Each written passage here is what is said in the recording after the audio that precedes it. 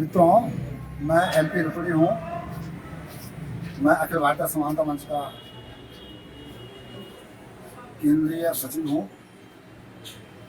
सन 1994 में उत्तराखंड के छात्रों, आम जनमानस, कर्मचारियों, सभी लोगों ने राज्य प्राप्ति के लिए काम लड़ा था, जिसकी परिणति 9 नवंबर 2000 को हमें उत्तर प्रदेश से पृथक राज्य के रूप में उत्तराखंड राज्य मिला।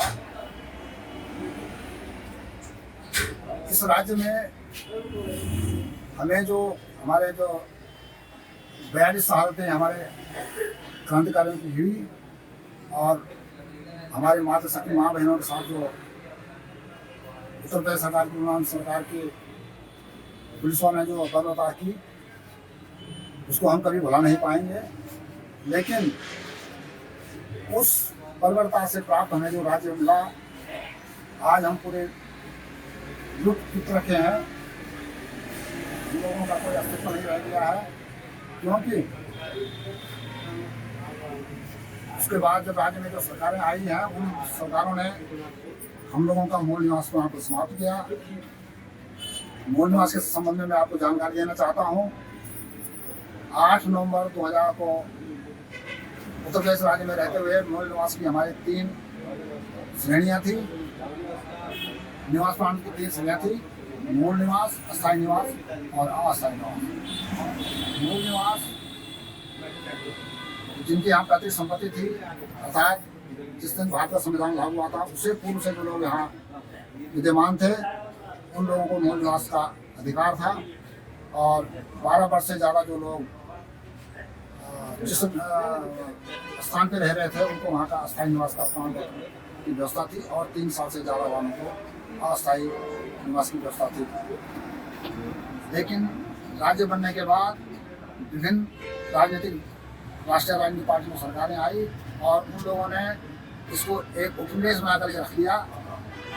पूरा मूल निवास की व्यवस्था समाप्त कर दी और उसको 15 साल का अस्थायी निवास मानते हुए यहाँ के सभी संसाधनों पर पूरा अधिकार सभी बाहरी व्यक्तियों का भी यहाँ के मूल निवास के ऊपर कर दिया। जबकि जो मूल निवास की व्यवस्था है, मूल निवास का प्रावधान पूरे भारतवर्ष के सभी राज्यों में है। अकेला उत्तराखंड राज्य ही एक ऐसा राज्य है जहाँ मूल निवास समाप्त कर दिया गया है। इससे हमारे उत्तराखंड की जनता को अपने गलत निर्णयों पर जो उन्होंने राष्ट्रीय राजनीतिक दलों की सरकारें चुनी हैं, उनको तिलांजलि देते हुए जब तक अलग से अपना कोई स्वाभिमान जागृत नहीं किया और अपने अनुरूप अपने सदन में अपने आदमी नहीं पहुंचाए, तब तक हम लोग इसी त्रासदा से जूझते रहेंगे। मेरा पुनः आप सभी लोगों से, उत्तराखंड वासियों से अनुरोध है कि उत्तराखंड स्वाभिमान सेना द्वारा एक आंदोलन चलाया जा रहा है मूल निवास के लिए, और उत्तराखंड के पूरे मूल निवासियों को इस आंदोलन से जुड़ना चाहिए। यह हमारे अस्तित्व की और अस्मिता की लड़ाई है। और इस संबंध में मैं यह भी अनुरोध करना चाहूँगा कि किसी भी देश के जनता के लिए जो भी नियम कानून बनते हैं, उनके विधानसभा और संसद में कानून बनते हैं। इसलिए अब यह आवश्यक हो गया है कि हम लोगों की भावना के अनुरूप जो भी पार्टी अपने घोषणा पत्र में इन चीज़ों का उल्लेख करे और अपनी प्रतिबद्धता दोहराए और ये जताए कि इस बात का प्रण ले कि वे लोग हमारा मूल निवास बहाल करेंगे। हमारे जैसे हिमाचल प्रदेश में अपना भू कानून है, उत्तराखंड के साथ जो 2 अन्य राज्य मिले थे, झारखंड और छत्तीसगढ़, उनका जो अपना अलग से भू कानून है। लेकिन आज उत्तराखंड की यह दुर्दशा हो गई है कि ये उपनिवेश बन करके रह गया है और आने वाले समय में